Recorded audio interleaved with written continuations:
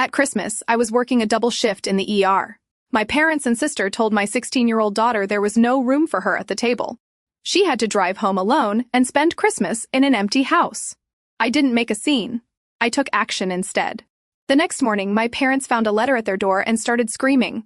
On Christmas Eve, I got home around 11:45 at night, dead on my feet. I'd done compressions on a man who insisted he was just tired. He was also blue. That kind of shift. So, when I saw Abby's boots by the door, my first thought was, someone's bleeding. Then I saw her coat slumped on the armrest, her overnight bag still zipped, and her curled up on the couch in that tight, awkward sleep position like she didn't trust the furniture. I stood there waiting for the logic to catch up. She was supposed to be at my parents'. Overnight tradition. She begged to drive herself just once. Newly licensed and proud of it. She even left early to be extra polite. My husband and I were both working late shifts, so the plan made sense until it didn't. Abby, I said softly. She opened her eyes instantly, like she hadn't really been sleeping. Hey, why are you here? She sat up slowly, shrugged. They said there wasn't room. I blinked. Room where at the table? Her voice cracked halfway through. She tried to cover it with another shrug. Didn't work. They said they weren't expecting me, that there were too many people already. Grandma said she couldn't just pull up another chair last minute. She looked stressed, like I was adding to her load.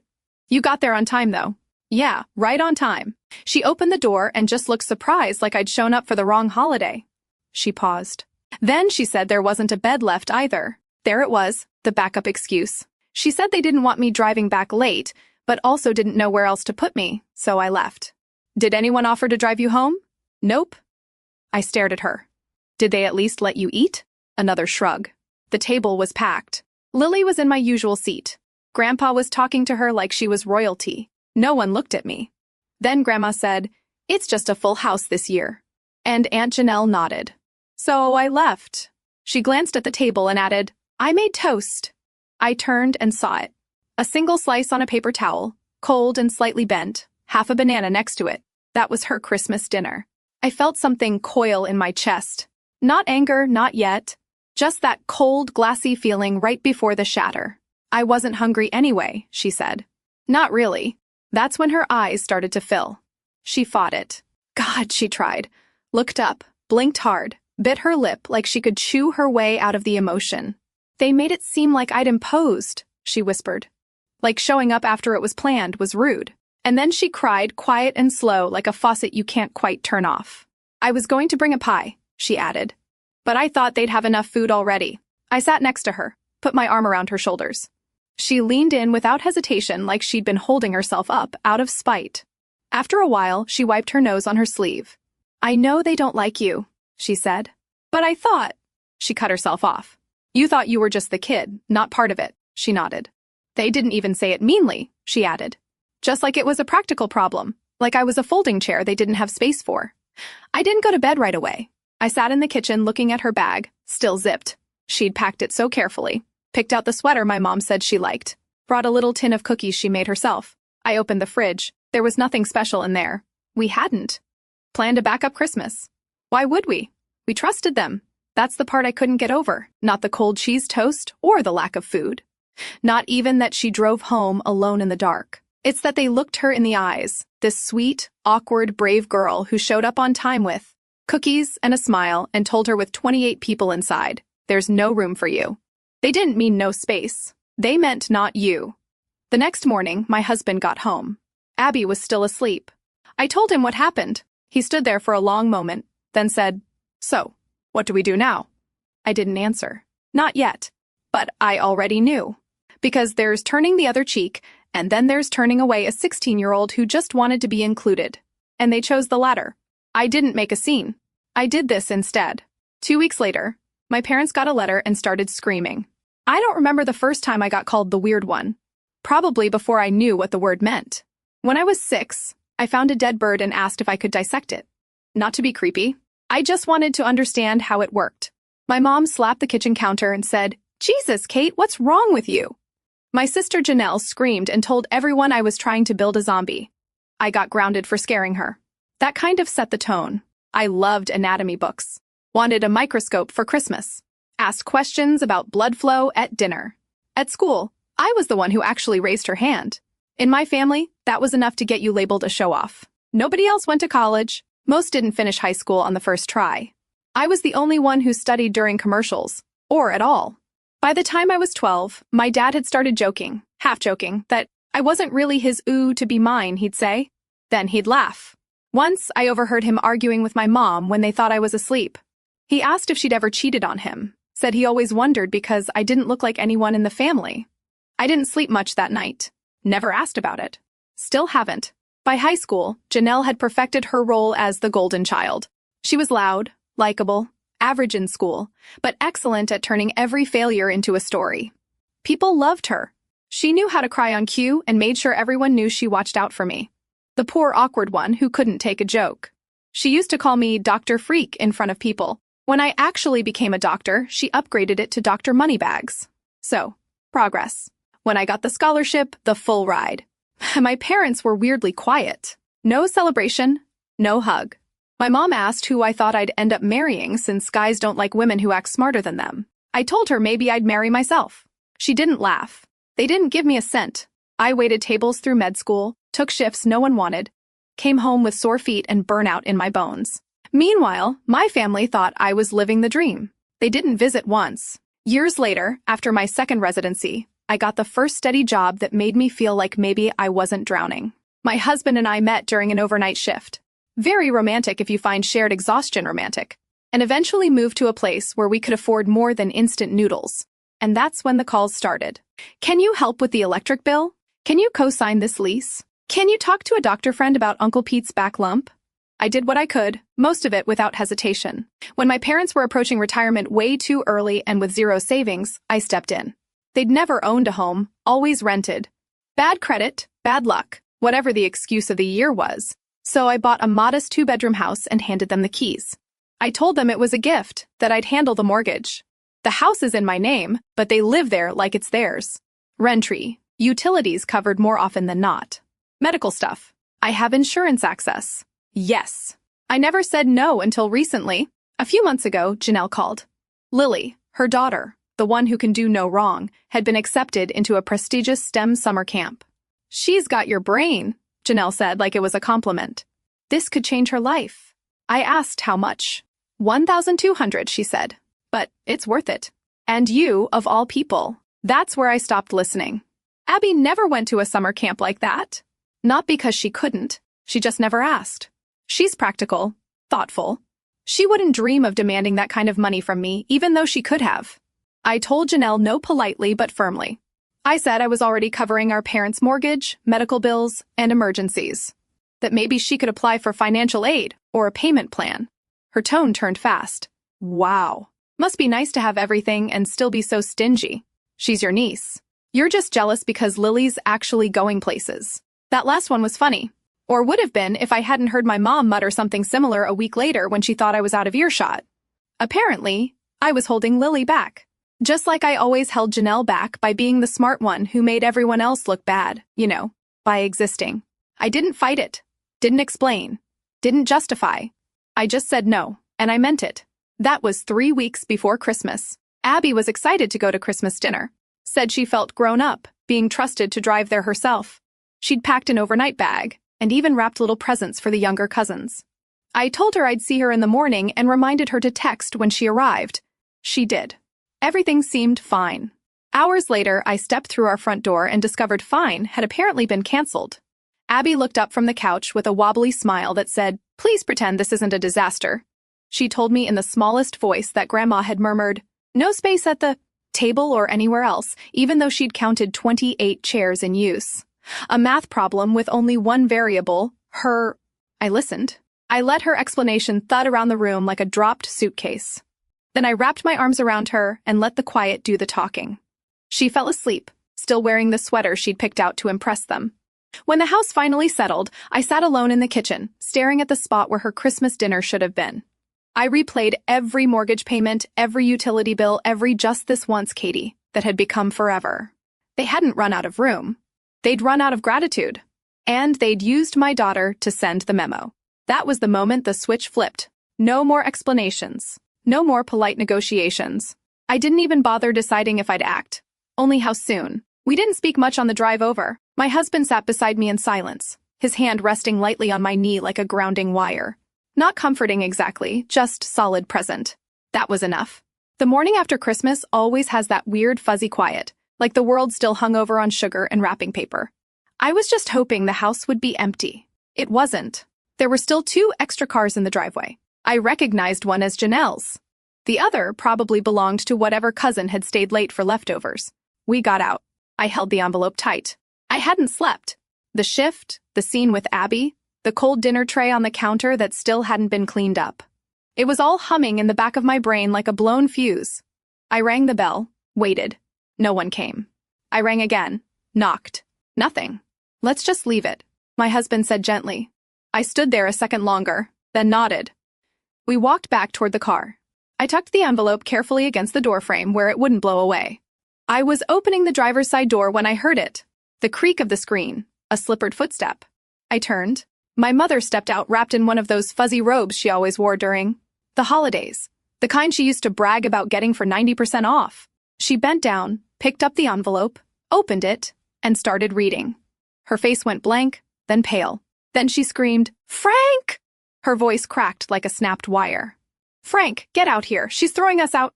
My dad appeared at the door in yesterday's clothes. What the hell?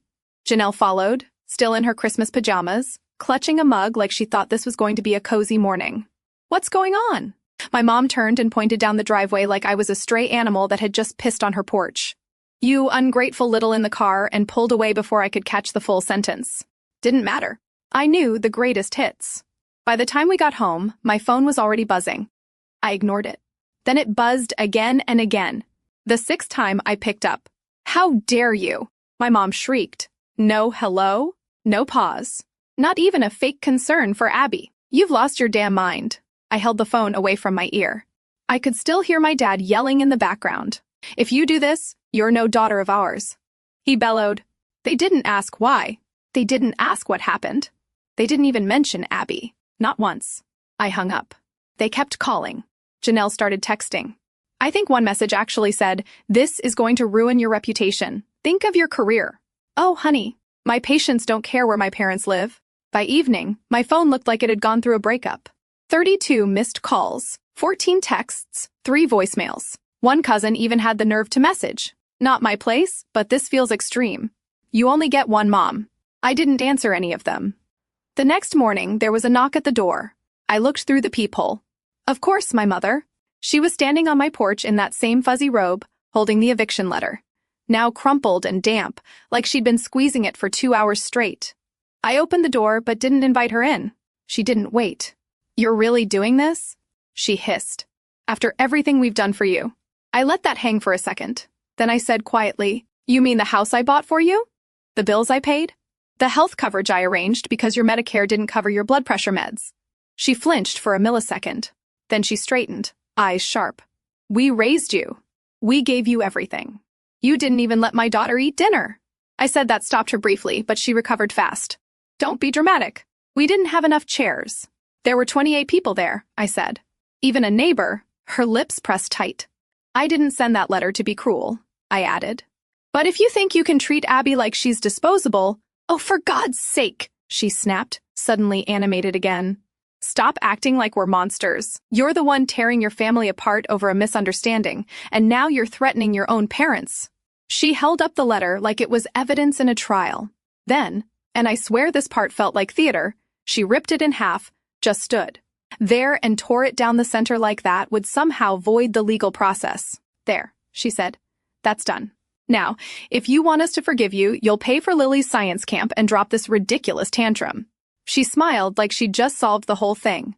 I didn't say anything because that was the moment I realized they hadn't taken me seriously. Not for a second. Not when I was a kid. Not when I became a doctor. Not even now. To them, I was still the awkward science-obsessed girl who should be grateful for scraps and stay in her place. The girl they resented, but never truly respected. They thought I wouldn't follow through, but they were wrong. So, I let my mother walk off the porch, muttering to herself like the hero in a tragic play, and I closed the door quietly, calmly. But in my head, I was already making the next move. My mother tore up the eviction letter like it was a flyer for gutter cleaning right in front. of me right after accusing me of being selfish, loveless, and emotionally unstable. Then she had the nerve to smile and say, "Pay for Lily's science camp and we'll forgive you." She said, "We'll forgive you." Like they were the victims. Like turning away my daughter at Christmas was some sort of lapse in etiquette instead of cruelty. 2 mornings later, I met with a lawyer. I laid everything out.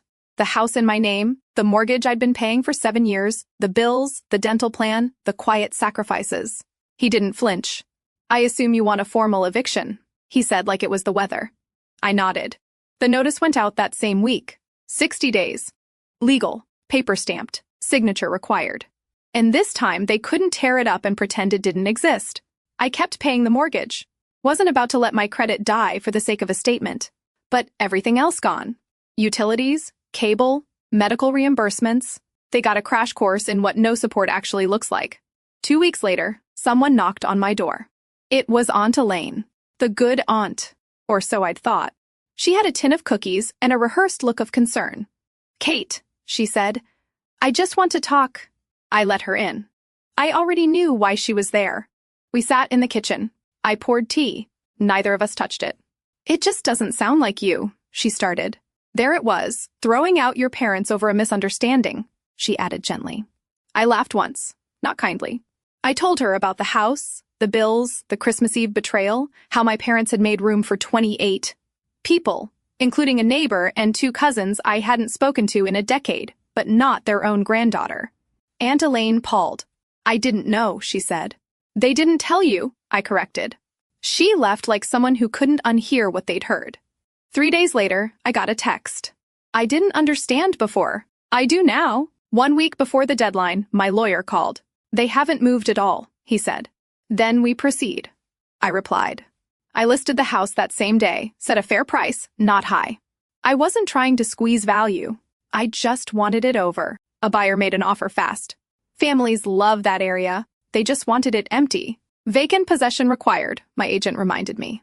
"Noted," I said. I didn't go the day they were removed. The new owners took care of it through legal channels. I heard it wasn't pretty, but what came next wasn't better. Janelle took them in. Of course she did. My sister always liked to cosplay the better daughter. She gave interviews to cousins like it was a press tour. "She's abandoning them," she said. All because of one holiday mishap. 3 weeks later, she was on my doorstep, eyes bloodshot, hair in a frizzed bun. "I can't do it," she said, without even saying hello. "They're fighting constantly. Mom thinks the living room's too small. Dad says my kids are noisy. They refuse to share a bathroom. I'm going insane." I leaned on the doorframe, arms crossed. "They need a rental," she said. "You could at least help with that. Just enough for a deposit." "No, Kate. You watched her get turned away on Christmas Eve and just stood there. That was your choice. This is mine." She blinked, then turned and walked away. A week later, she kicked them out too. They landed in a rental no one would brag about. 2 rooms, 1 heater, a front step that slanted like a shrug. Their pension barely covered rent and food. Gone were the vacations, the dinner parties, the cruise they'd been eyeing for their anniversary. They tried to call in sympathy from the extended family. Claimed I'd cut them off without warning, that I was unstable, that I'd always been cold. But by then, I'd quietly spoken to the uncles and cousins, sent them copies of the bills I'd paid, forwarded the eviction letter, time-stamped and certified. One cousin just replied with, "Wow." Another sent a thumbs-up emoji. The family wasn't rushing to save them, and neither was I. 2 months later, Abby and I were sitting on the porch, sipping iced tea. "No plans, no performance, just a quiet afternoon," she said. "I don't miss them, you know." I didn't either. My phone buzzed. Unknown number. I opened it reflexively. "Hope you're proud of what you've done." I deleted it. No pause, no breath. "They'll probably text again," Abby said casually. "They always do," I said. But they're not my problem anymore. And they weren't. They said there was no room for Abby at the table. Now, there's no room left in our lives for cruelty, control, or manipulation. Fast forward 2 years. They're still in that crumbling rental, still blaming everyone but themselves. Abby's thriving now. She's studying what she loves. And the money from the house sale covered more than just tuition. It bought her peace. And me, a little bit of closure. I don't answer their calls. I don't send money. I don't lose sleep. I protected my daughter. I chose her finally. But tell me, did I go too far or just far enough? Let me know in the comments. And if you want more stories like this, don't forget to subscribe and hit the bell.